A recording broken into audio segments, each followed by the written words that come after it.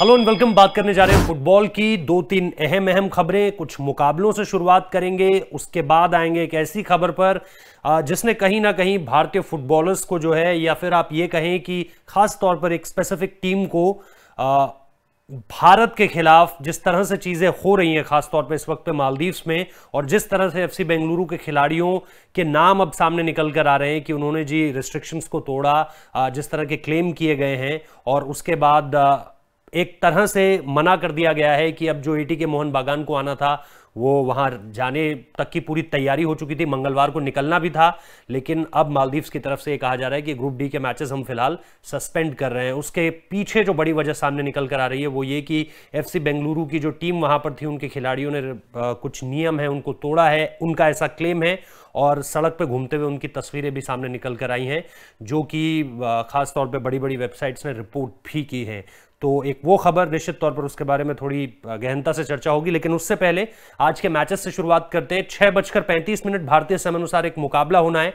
यह मुकाबला खेला जाएगा मैनचेस्टर यूनाइटेड और एस्टन विला के बीच, और इन दोनों टीमों में अगर एस्टन विला जीतती है तो आपको पता है कि कल के मुकाबले में क्या हुआ था बीती रात, मैनचेस्टर सिटी को अगर जीत मिलती वहां पर तो वो टाइटल जीत जाते, लेकिन अब उनकी जो ट्रॉफी का सूखा है, सूखा तो इसलिए नहीं कहूंगा, सूखा हालांकि मैंने गलत शब्द का प्रयोग किया, सूखा इसलिए नहीं कहूंगा क्योंकि वो ऑलरेडी 4 में से 3 बार इस खिताब को जीत चुके हैं, लेकिन इस बार एक तरह से वो उस जीत को हासिल कर लेते, और उस जीत को अगर वो हासिल कर लेते तो फिर इस मुकाबले के नतीजे से कहीं उन्हें कोई फर्क नहीं पड़ता। लेकिन अब देर सवेर पेप ग्वार्डियोला इस वक्त पे टीवी की स्क्रीन खोलकर जरूर देखेंगे कि भाई क्या एस्टन विला वो काम कर सकता है जिसकी उन्हें बहुत ज्यादा जरूरत है, खासतौर पे क्योंकि एस्टन विला जीतेगा तो सीधे सीधे मैनचेस्टर सिटी को इसका फायदा होगा। मैनचेस्टर यूनाइटेड की अगली सारी जीतें मिलाकर भी अगर फिर जो मुकाबला खेलना है मैनचेस्टर सिटी को, तकरीबन 6 दिन बाद उन्हें अपना मुकाबला खेलना है, अगर उस मुकाबले को जीतती है फिर मैन सिटी तो वो चैंपियनशिप जीत पाएगी। इसके अलावा भी उसके पास मौके आएंगे,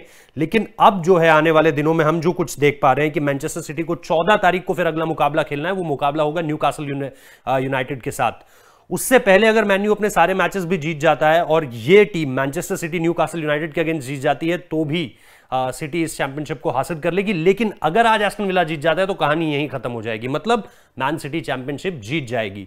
तो निश्चित तौर पर इन दोनों टीमों के फैंस की नजरें तो इस पर होंगी, मैन सिटी की भी नजरें होंगी। तो 18:35 पर यानी शाम 6:35 पर यह मुकाबला शुरू होगा। अगर आप टीम्स की बात करें तो जैसा एक तरफ मैनचेस्टर यूनाइटेड की तरफ से सबको रेशफोर्ड से उम्मीदें होंगी, पॉग्बा से उम्मीदें होंगी, वही दूसरी तरफ उनकी तरफ गाजी हैं, बाकले हैं, वॉटलिंग भी हैं उनकी तरफ। तो ये कुछ ऐसे खिलाड़ी हैं जो कि जिनसे उम्मीदें होंगी, और देखते हैं मुकाबला किस ओर जाता है। जैसा मैंने पहले भी कहा कि मैनचेस्टर सिटी के जो फैंस होंगे वो भी इस मुकाबले को देख रहे होंगे, और बाकी फुटबॉल के लिहाज से भी फिर ये मुकाबला दिलचस्प हो जाता है क्योंकि सीधे सीधे प्रीमियर लीग कहीं ना कहीं इससे इनडायरेक्टली एसोसिएटेड है।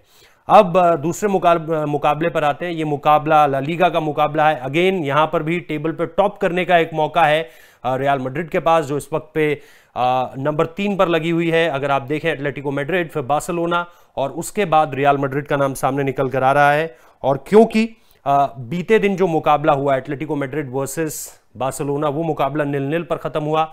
अगर वहां पर जीत मिलती, दोनों में से जिसको भी जीत मिलती, वो निश्चित तौर पर अपनी दावेदारी को और मजबूत करता खिताबी एक तरह से खिताब के लिए। लेकिन अब जो है वो रियल मैड्रिड के पास एक मौका है, क्योंकि आज अगर वो सेविया को हराते हैं तो वो नंबर 1 पर पहुंच जाएंगे। तो यहां पर भी एक नंबर 1 की लड़ाई है। ये मुकाबला आज रात 12:30 बजे शुरू होगा। तो कई बार तारीखों की वजह से जो है वो दिक्कत होती है, लेकिन आज रात 12:30 बजे इस मुकाबले को शुरू होना है। तो अगेन लेकिन इसमें रियल मैड्रिड के लिए दिक्कत की बात एक ये है कि शायद ऐसा हो सकता है कि उनके कप्तान जो थे पिछले मुकाबले में, सेकंड लेग में हमने जो देखा था रियल मैड्रिड और चेल्सी का जो मुकाबला हुआ था चैंपियंस लीग के लिए, उसमें सर्जियो रेमोस ने वापसी की थी लेकिन पूरी तरीके से फिट नहीं दिख रहे थे। अब ऐसी खबरें आ रही है कि रेमोस जो है वो इस मुकाबले में नहीं होंगे, यानी एक बार फिर वो अपने कप्तान के बिना खेलेंगे। लेकिन ये अच्छी बात इसलिए है क्योंकि आप एक अनफिट खिलाड़ी के भरोसे सिर्फ उसे इसलिए नहीं ला सकते कि भाई बहुत बड़ा अनुभव है और फिर कहीं ना कहीं वो अपना 100% ना दे पाए, और जो हमने पिछले मुकाबले में देखा कि चेल्सी ने क्या किया वो सब कुछ फिर यहां भी देखने को मिले। तो इस लिहाज से ये एक ऐसी खबर है जिसपे आप ये देख सकते हो कि भाई ठीक है, जो अनफिट खिलाड़ी है उसकी जगह किसी दूसरे खिलाड़ी को मौका मिल जाएगा। हो सकता है मार्सेलो वापस आ जाए, हालांकि मार्सेलो जो है वो लेफ्ट बैक खेलते हैं, लेकिन किस तरह से सारी की सारी चीज़ें बनाएंगे ज़िनेदिन ज़िदान, वो देखना बहुत दिलचस्प होगा। तो ये मुकाबला ला लीगा में टॉप पर पहुंचने की लड़ाई है। इससे पहले वाला मुकाबला, जैसा मैंने कहा, अगर एस्टन विला जीता है तो मैन सिटी सीधे सीधे खिताब को अपने नाम कर लेगी। तो ये दो बड़े मुकाबले, इन पर चर्चा हो गई। अब तीसरी बात पर आते हैं जिससे मैंने शुरुआत भी की थी कि एटीके मोहन बागान को जाना था मालदीव्स की राजधानी माले, और माले में जो है यहाँ पर ग्रुप डी के मुकाबले खेले जाने थे, और ग्रुप डी के मुकाबलों को लेकर के तैयारियां पूरी हो चुकी थी होस्टिंग की। लेकिन अब जो है मालदीव्स की तरफ से एक चिट्ठी लिखी गई है बाकायदा एएफसी को, और पूरी तरह से उन्होंने बताया कि किस तरह से यहाँ पर चीज़ें हुई। खासतौर पे बेंगलुरु एफसी के खिलाड़ियों को लेकर के उन्होंने बताया है कि कैसे वो वहाँ पे जो उन्हें आइसोलेशन में रहना था, लेकिन वो नियम को तोड़ते हुए बाहर निकले हैं। तस्वीरें उन्होंने साझा की हैं कि देखिए किस तरह से सड़कों पर घूम रहे हैं, और इस तरह से चीज़ें नहीं आगे बढ़ पाएंगी।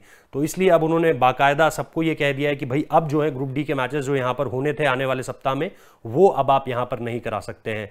तो जैसा मैंने पहले भी बताया कि मोहन बागान को जो ट्यूसडे को निकलना था वो अब पॉसिबल नहीं होता हुआ दिख रहा है। और दूसरी तरफ इन मैचेस को अभी कहाँ शिफ्ट किया जाएगा, क्या इसको लेकर के कोई दूसरा ऑप्शन लिया जाएगा या फिर माले से दोबारा बात की जाएगी। हालांकि उनके स्पोर्ट्स डिपार्टमेंट की तरफ से, उनके हेल्थ डिपार्टमेंट की तरफ से बार बार और स्ट्रिक्टली इस बारे में बात की गई है।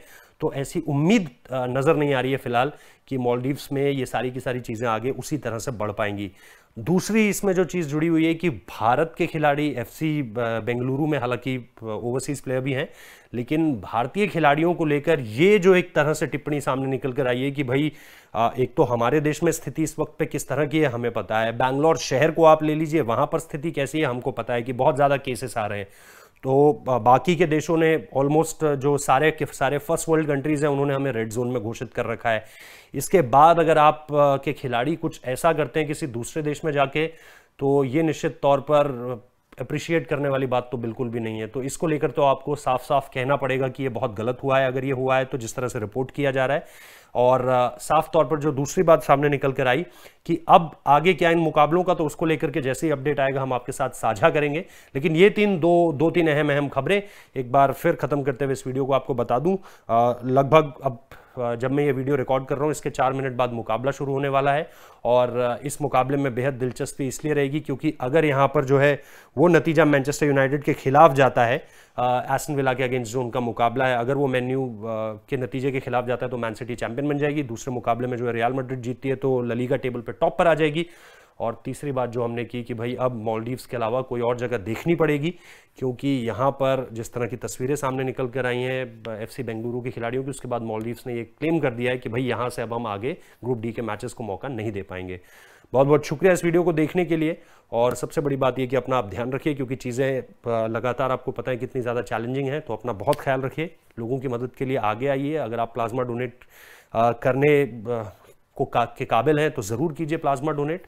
और इसके अलावा जो हम लगातार कहते रहते हैं कि इसी तरह से सपोर्ट करते रहिए। Thank you so much.